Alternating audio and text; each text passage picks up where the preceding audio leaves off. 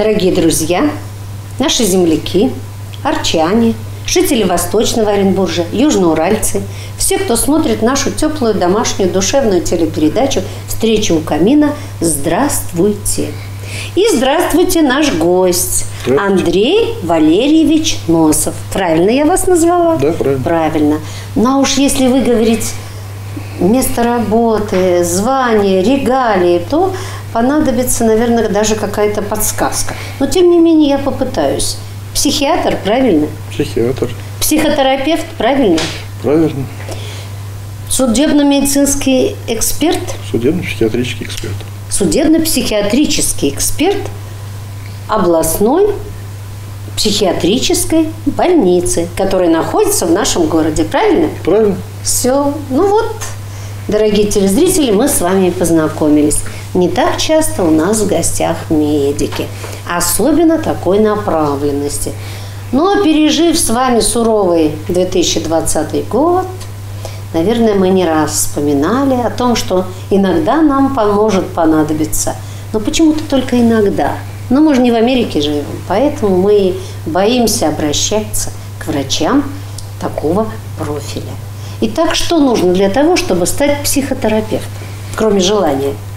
Психотерапевтом стать не так сложно. Для этого нужно всего лишь окончить медицинский институт. Сколько лет? 6 лет. Так. 2 года закончить интернатуру или ординатуру. Это 8 лет. На врача-психиатра. И дополнительно пройти переподготовку в течение 4 месяцев на врача-психотерапевта.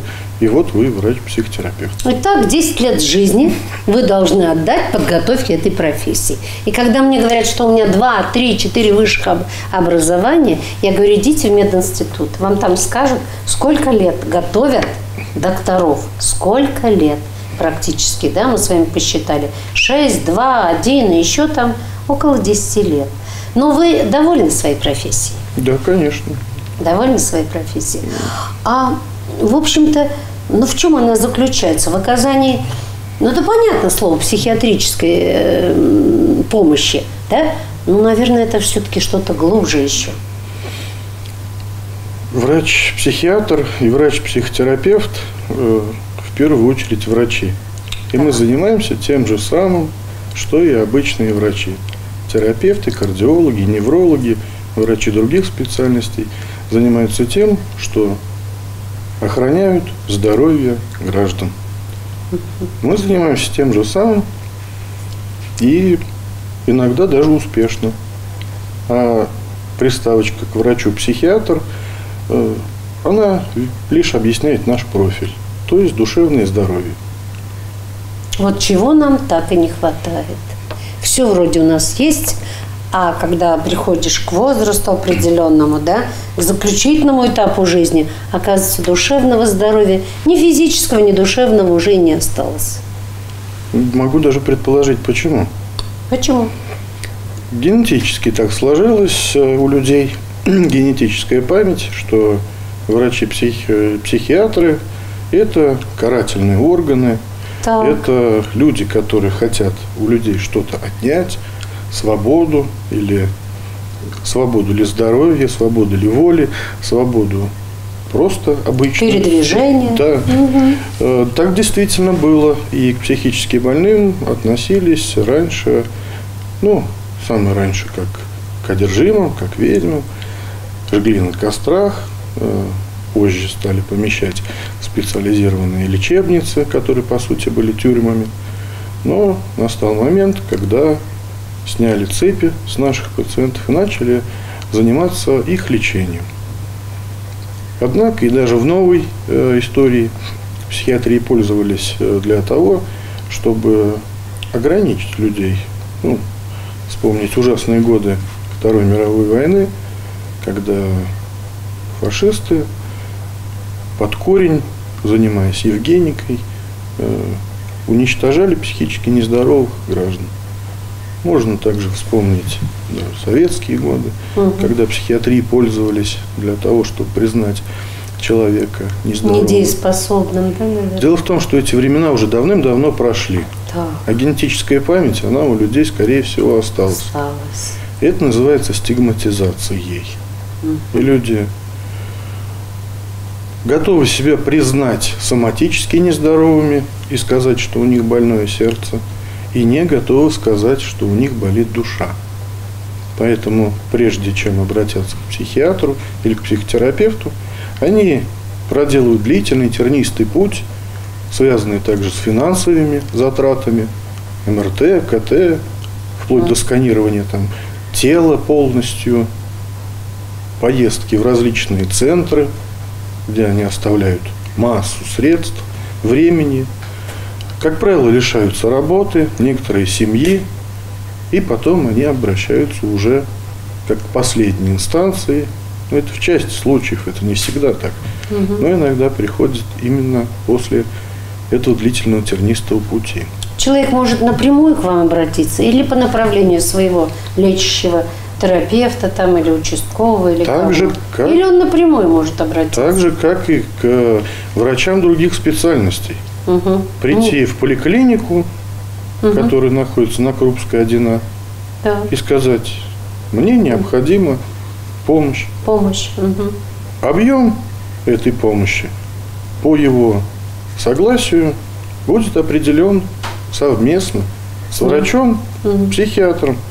Не врач-психиатр будет определять объем помощи, а врач-психиатр совместно со своим, или будущим, или настоящим пациентом. А какие признаки должны насторожить каждого из нас, что нам действительно иногда, очень часто нужна помощь психотерапевта? Мы самим себе это же боимся сказать. Боимся. Какие признаки, может быть, перечислить их, должны насторожить каждого из нас? Мы сейчас говорили о пути в профессию, и нас этим признаком учат минимум 8 лет. Так. Их поместить в короткую монолекцию практически невозможно. Но есть маркеры, так называемые расстройства. Как правило, это вегетативные функции. Это нарушение сна, нарушение аппетита. Нарушение сна, нарушение аппетита. И плюс признаки, которые увидит любой маломальски близкий человек. Это подавленность. Депрессия, как говорят, да? Депрессия – это слово такое очень страшное. Это является синдромом, который включает в себя, кроме плохого настроения, еще очень много. Поэтому и распиаренное слово «депрессия» я бы здоровым людям порекомендовал употреблять как можно реже. Понятно. У человека может быть плохое настроение. Человек, который жалуется на депрессию, скорее всего, пройдет более длительный путь. Потому что мы, врачи, подразумеваем под слово депрессия симптомы комплекс, синдром. А человек, который обратился за помощью или хочет обратиться за помощью, под этим словом подразумевает несколько другое. То, что он прочитал в интернете, что ему сказала соседка с 3-го подъезда, а у моей снохи такое было, ей поставили диагноз депрессия. Поэтому лучше говорить то, что беспокоит. Депрессия не может беспокоить. А раздражительность? Безусловно. Тоже.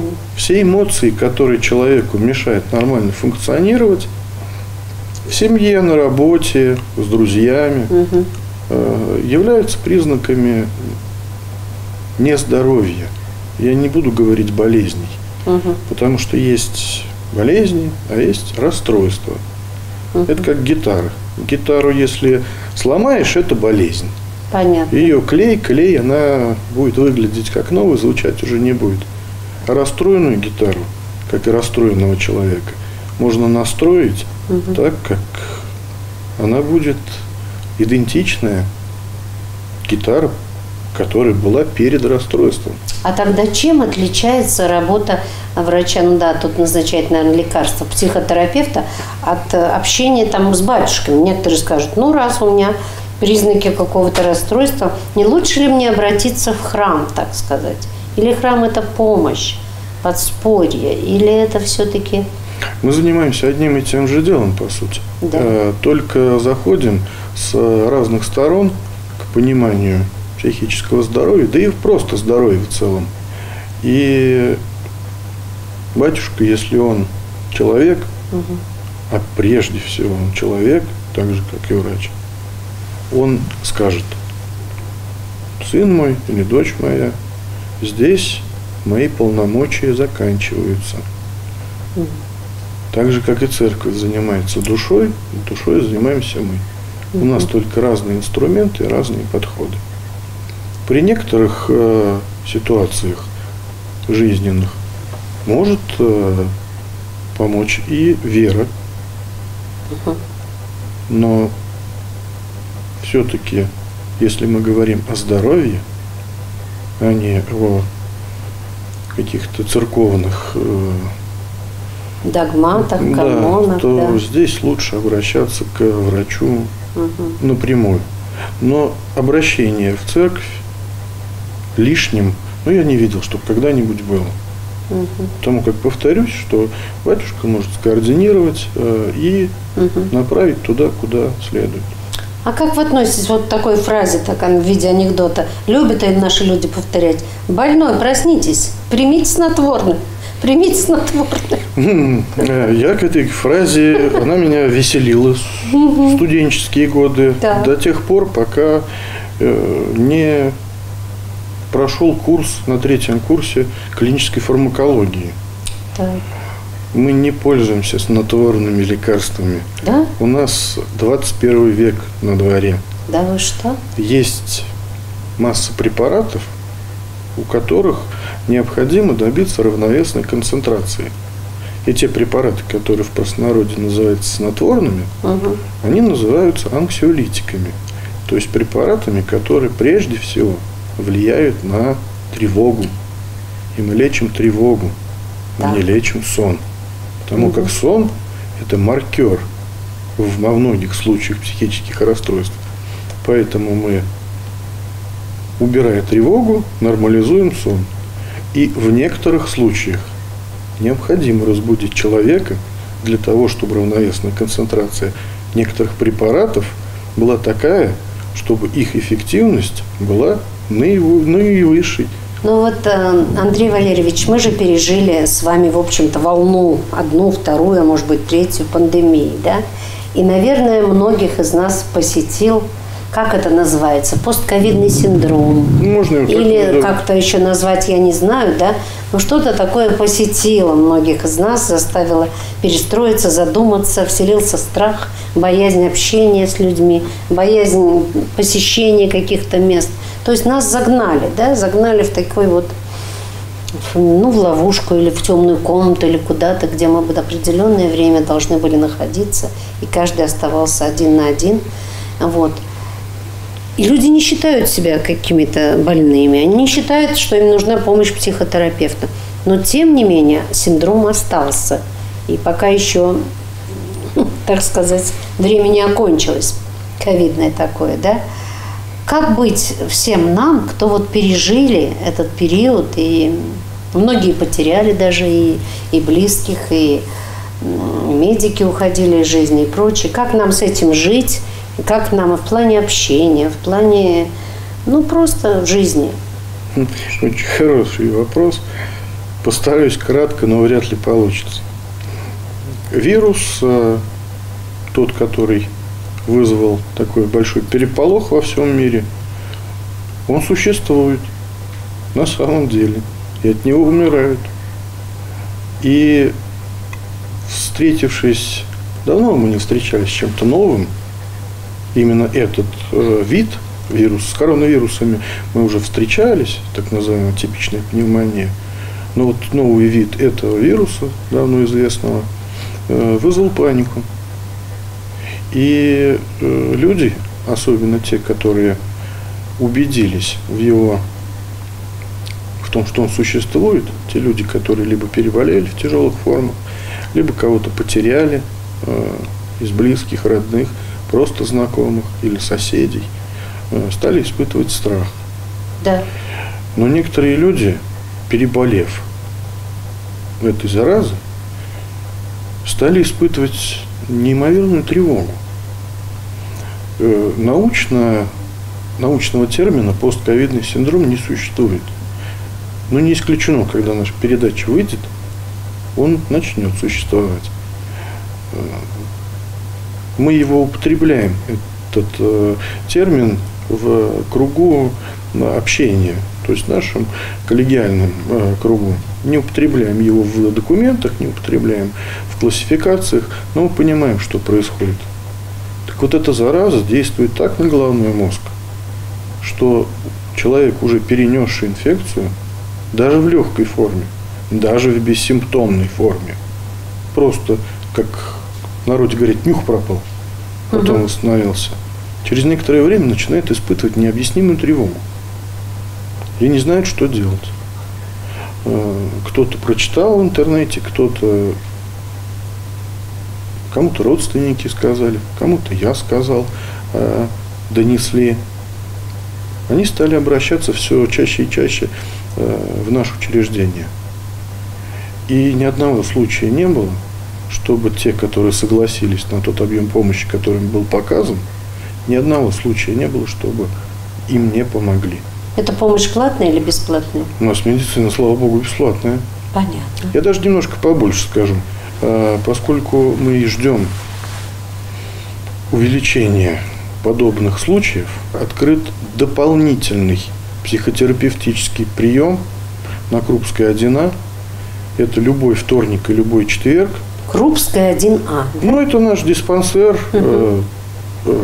О нем очень многие знают. Знают те, которые устраивались на работу, знают те, которые получали разрешение на права, на оружие. Туда можно обратиться. И специально для подобных пациентов выделены дополнительные часы.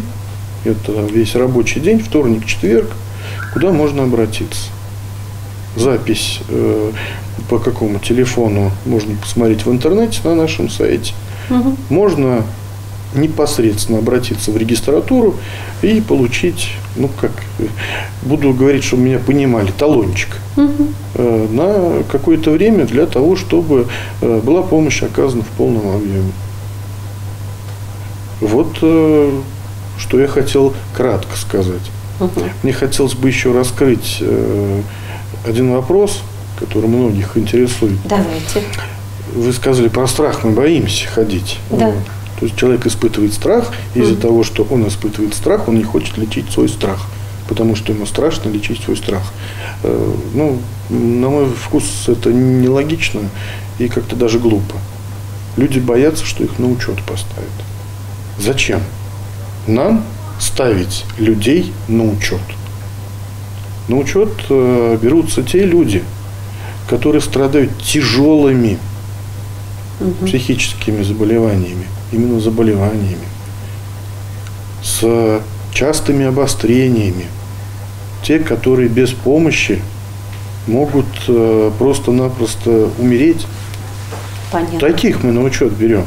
А если человек испытывает негативные эмоции, та депрессия, про которую говорили, на учет не берется этот человек. Если он боится потерять работу, я скажу больше. Шанс потерять работу, посещая ее, а именно посещая, это называется презентизм, когда человек посещает работу, а не работает, когда ему психические некоторые расстройства не дают работать. Так вот, шанс потерять работу, посещая ее, имея психические расстройства, гораздо выше, нежели прийти и получить проконсультироваться. Тем более на Аркане никто тянуть не будет. Вот я держу статью про панические атаки. Так. И вот после этой пандемии, конечно, люди даже вырезают такие статьи, да, потому что они примеривают на себя. Я примерила на себя это платье, и вроде все и подходит. Потому что каждое мероприятие, которое мне приходится проводить, да, большое, маленькое, это меня приводит в душевное волнение. Я начинаю волноваться очень. Или это естественно, и, так сказать, как говорят, адреналин пошел. Или это, сказать, результаты постковидные. Хотя антитела-то вроде как бы отрицательные анализы. Один из самых нелюбимых вопросов, Да. потому что вопрос о панической атаке вызывает у меня то, что вы называете паническую атаку. Мне обидно, что этот термин, который был переведен, придуман он был не в России, переведен на русский язык, обогащает тех людей, которые его придумали. А это люди, которые производят средства против панических атак. Вы прочитали, примерили все на себя. Замечательно. Советую вам гороскоп открыть, и там все будет про вас. Вот все будет про вас. То же самое, да. И люди, которые гороскопы составляют, некоторые из них берут некоторые финансовые блага от человека, который пришел, чтобы ему составили гороскоп. Здесь примерно то же самое. Человек, который, примерив на себя статейку, идет к платному доктору, как правило, платному, потому что там же анонимно, и он ему ставит диагноз ничем абсолютно не запрещенной паническая атака, назначает ему определенные лекарства, и человеку эти лекарства помогают, да. Только у меня вот зуба одного нет, болел он у меня. И я, будучи дураком, употреблял обезболивающий препарат. Ну, анальгин там, или найс, или темпалгин, или еще что-то. И убирая симптом, и не убирая причину, я лишился этого зуба. Так. Здесь примерно то же самое. Уберите симптом панической атаки. Будет дальше идти процесс патологический. И выльется он в невроз, в другие какие-то, в невроз характера, в невротическое развитие. А паническая атака – это всего лишь симптом. Это даже не синдром. И этот симптом может быть очень-очень-очень больших грядущих проблем. Нам паника зачем дана? Для того, чтобы человек почувствовал, здесь что-то не так. И либо избежал этого, либо принял меры. То говорите, я волнуюсь, да. Я, когда вы находитесь в стрессовой ситуации, поставлю диагноз. Вы психически здоровы. В этом плане. Да, в плане волнения. Так. Волнение – это обычное, нормальное, присущее человеку черта. Ну, волнение же может вызвать и скачок давления, и, так сказать, какой-то неконтролируемый или выброс адреналина, как говорят. Мы не медики, мы мало. Ну, вы все правильно говорите.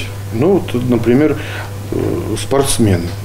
Тогда, когда я понял, что волноваться можно и нужно, да? Я стал немножко более эффективный как спортсмен. А каким видом спорта занимаетесь? Это было давно. Это было в школьные годы. Так что оставим в покое мое темное прошлое, как процитирую. Так человек, который волнуется на соревнованиях, вот у него выброс адреналина. Он быстрее, выше и сильнее. Понятно. Девиз, наверное, не надо объяснять откуда. А вот если вы волнуетесь, у вас давление поднимается и вызывает какие-то неприятные телесные ощущения. Головная боль, например. Вам организм говорит, что нужно немножко беречь себя. Либо организм не дотягивает до такого уровня стресса, либо стресс слишком высок для организма. Поэтому либо стресс снижать, либо организм улучшать. Либо снижать уровень стресса, либо увеличивать уровень толерантности организма к этому стрессу. Ну-ка, все равно немножко расшифруйте. Это как организм-то еще? Ну, на примере можно. То есть вы обратились к врачу-психотерапевту, допустим. Понятно. И говорите, я не хочу брать интервью у осужденного человека. Он скажет, извините, это ваша работа. Что именно вам? И докопавшись до сути проблемы, узнав, какие именно ниточки вашего характера притят вам выполнять то или иное действие, Он может на них воздействовать. Либо психотерапевтически, либо фармакологически, либо хоть музыкотерапией, хоть терапией песком, хоть танцами. Главное, что вы, будучи подготовлены к данной стрессовой для вас ситуации, вы придете и выполните свою работу так, как хотите, так, как считаете нужным, так, как привыкли всю жизнь. Вот вы знаете, вот я сегодня с вами общаюсь, беседую, а погода-то меняется, а мы-то считаем себя метеозависимой, а головная боль-то давит. А вот сейчас с вами побеседовала, и вроде как ее нет. И вроде как она была. И вроде думаешь, куда же она делась? Может быть, достаточно поговорить с врачом-психотерапевтом? Иногда порой? да. Иногда достаточно. Поговорить, чтобы как-то вот тебя человек все-таки внушил немножечко, что мы еще склонны все преувеличивать иногда. Для вас это будет разговор, для врача-психотерапевта это будет работа. Он будет знать, какие говорить ему слова, в каких ситуациях, какие задавать вопросы. Понятно. И какие вещи надо избегать. Ну и, наконец, Андрей Валерьевич, что бы вы хотели пожелать вот тем, кто смотрит эту передачу, слушает, еще раз будут просматривать, неоднократно она будет идти, как вот врача-психотерапевта, обращаясь к населению нашего города, края, региона? Хотелось бы не как врач сделать обращение, как человек. Как человек, который занимается врачеванием, а не как врач, который является человеком.